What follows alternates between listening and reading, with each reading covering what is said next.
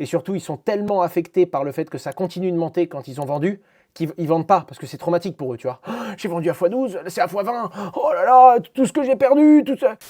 Et dire cette phrase, je jure, ça m'arrache le cœur. Mais bon, c'est comme ça. J'étais devant les marchés à 2 h du matin, j'étais tout nickel pour acheter. Eh ben, je pouvais pas.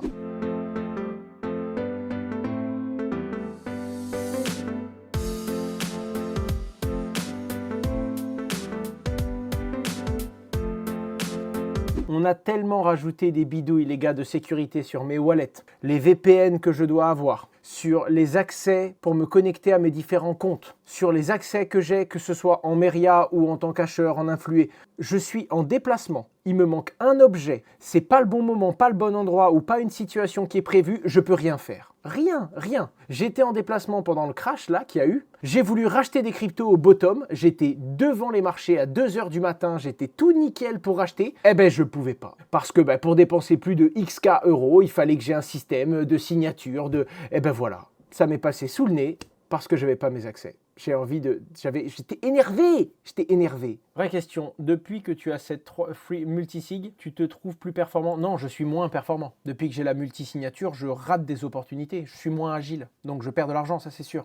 Mais s'il y a un mec qui vient avec un fusil dans le but de tout me prendre, il va me prendre une phalange, mais pas mon argent, quoi. Je sais pas si dit comme ça c'est une bonne nouvelle, mais t'as compris l'idée. On est arrivé dans un moment où il n'y a plus de raison de me menacer pour avoir de l'argent. Ça veut pas dire qu'il n'y a pas des cons qui vont le faire, mais ça veut dire que techniquement, je ne peux pas. Donc c'est pas une question de je veux pas les payer. Alors oui, t'as toujours un peu de crypto, tu peux toujours faire un paiement, mais le mec qui vient qui dit ouais, envoie-moi 1 million, c'est impossible. Il faut que je réveille 3 personnes. Quand je demande un montant comme ça, ils vont vérifier que je ne sois pas sous la contrainte. Et pour certains montants, soit c'est une urgence absolue et là ils mettent un dispositif en place, soit c'est un montant où globalement c'est Owen qui veut acheter de la crypto en pleine nuit parce qu'il a une conviction. Et à ce moment-là, ma compliance et ma sécurité informatique vont me dire non, je crois que tu n'as pas compris. Tu vas attendre demain, tu feras ça au bureau, tu exécuteras quand on aura les personnes autour de nous et il nous faut différentes signatures de personnes qui sont à différents endroits. Et donc naturellement, on ne peut pas exécuter une transaction comme ça n'importe comment. Et ensuite, si tu es sous la contrainte, ça verrouille tout, tu as toutes tes procédures où sous la menace de quelqu'un, il faut jamais payer. Parce que même si quelqu'un te demande X, tu payes X, il va te demander 2X. Il s'en fout, le mec il est là pour prendre autant que ce que tu as. En fait, si tu cèdes au chantage financier, la seule chose que tu envoies, c'est je suis quelqu'un qui sous la pression peut payer. À partir de là, s'ils torturent un de tes proches, ils vont le torturer encore plus. S'ils t'ont pris de l'argent, ils vont t'en prendre encore plus. Et si tu as cédé une fois, tu vas céder encore plus. Donc globalement, la vraie truc, c'est est-ce que tu es prêt à tout perdre 100%?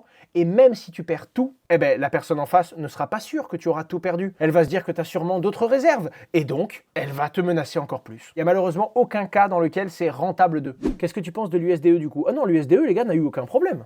L'USDE, c'est pas sa responsabilité. Si tout le monde vient dumper à un seul endroit pour faire baisser le prix, le problème, c'est vraiment le market Binance. Ce que je veux vous dire, c'est que vous prenez un échange où il y a énormément de gens qui vendent du Bitcoin et il n'y a personne qui en achète. Autant l'échange, il peut avoir, si imaginons qu'il y a 100 personnes qui vont vendre d'un coup alors qu'il y a un seul acheteur, autant le Bitcoin, il aura un prix de 17 € sur cette plateforme. C'est pas la faute à la crypto en elle-même, c'est la faute à la liquidité qui a mal été maintenue sur Binance. L'USDE, il a jamais peg. C'est-à-dire que si tu allais l'acheter à 65 centimes à ce moment-là, que tu allais sur Ethena Protocol, tu pouvais échanger ton USDE contre $1. Donc l'USDE n'a pas perdu son peg, il n'a pas perdu sa parité. Il a perdu sa valeur à un endroit précis parce que quelqu'un a utilisé un bug de liquidité et surtout une connaissance technique sur l'oracle, sur le fait en fait que Binance allait regarder le prix uniquement chez eux pour le faire. Et donc en gros, l'USDE ne valait pas 65 centimes. L'USDE, il valait 65 centimes sur Binance uniquement pendant un court instant. Et comme Binance utilisait ses propres valeurs pour regarder si les cautions des utilisateurs étaient suffisantes, eh bien Binance a liquidé énormément de traders qui étaient longs ou qui étaient short parce qu'ils n'avaient plus la ressource, le collatéral, la valeur pour maintenir. C'est exactement comme si tu déposes 1 000 € pour emprunter un truc à 800 et qu'il y a quelqu'un qui fait non pas effondrer l'euro, mais qui fait effondrer la valeur de l'euro là où tu as emprunté, dans ta banque. Et donc ta banque dit l'euro ne vaut plus 1, il vaut 2 fois moins, et donc on saisit tout ce que vous avez, parce que vous n'avez plus assez de caution pour maintenir votre position. Les utilisateurs vont être remboursés. Après tout, c'est pas un bug, hein. Je te donne un exemple. Tu es une plateforme d'échange. Quand tu affiches le prix des crypto-monnaies aux utilisateurs, tu dois regarder 3 choses. Le prix qu'il y a sur ta plateforme quand tu as un carnet d'ordre, le prix à l'extérieur par les oracles, par exemple Chainlink, et le prix que tu vas avoir en regardant les plus grosses plateformes. Par exemple, CoinMarketCap, c'est un mélange du prix entre Binance, Coinbase, Kraken, CoinGecko, etc. Imaginons que nous, on décide de regarder sur CoinGecko, parce que pour nous, c'est fiable. Si CoinGecko a un bug, bah nous, on va avoir le bug. C'est pas de notre faute. On a quand même pris une source d'information qui est fiable. La vraie question, c'est, le problème de Binance, c'est que oui, les prix sur Binance sont parmi les données les plus fiables. C'est l'exchange avec le plus de volume. Je serais Binance, je regarderais moi-même les prix dans mes order books. Est-ce qu'on peut leur en vouloir? D'un côté, non, parce que pour moi, ils ont pris le prix le plus fiable, mais d'un autre côté, ils se sont regardés eux-mêmes. Donc on peut leur dire, attendez les gars, si vous avez un bug à un moment, c'est un peu votre problème.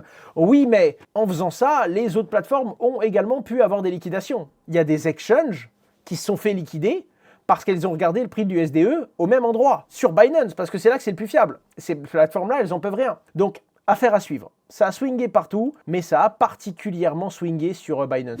TAO, mais TAO, on le sait bien, il a un petit peu un fonctionnement qui est des fois contre-cyclique, c'est-à-dire que le marché a mal et TAO peut avoir une perf. Quant à l'inverse, des fois TAO va très mal et le marché, lui, se porte très bien. Donc ce qui est intéressant avec TAO, c'est comme il fonctionne avec son propre calendrier, on va dire, quand le marché se casse la figure, la position TAO peut se passer particulièrement bien. Et comme il est à 370 $, il a plutôt bien réagi, lui, ça c'est sûr. Mais l'ensemble du marché n'a pas réagi comme ça. Il y a eu de la casse là, les amis. Il y a eu vraiment de la casse. Il y a eu 4 fois plus de liquidation qu'au moment de la faillite d'FTX. Quel est ton alloc de Aster? Elle est toute petite. J'ai pas beaucoup d'Aster. J'en ai acheté un petit peu tard. J'ai dû mettre 20 ou 30 000 $ quand Sisi a tweet et j'ai vendu à x3. J'ai pas attendu plus parce que c'était déjà pour moi inespéré. Et évidemment, j'en ai encore un petit peu là à la valeur. Mais quand tu vois un tweet, tu te dis putain, ça va monter. T'achètes et ça monte. T'arrives à faire 100 ou 200%. Faut pas être trop gourmand. Je suis quelqu'un qui généralement essaye de gagner un petit peu, mais n'attend pas le x10. Parce que sinon, d'expérience, tu ne le prends jamais et tu n'arrives jamais à vendre. C'est le syndrome de tous les débutants lors de leur premier bull run. Tout monte et ils n'arrivent pas à vendre parce qu'ils se disent ouais, ça va monter encore. Et surtout, ils sont tellement affectés par le fait que ça continue de monter quand ils ont vendu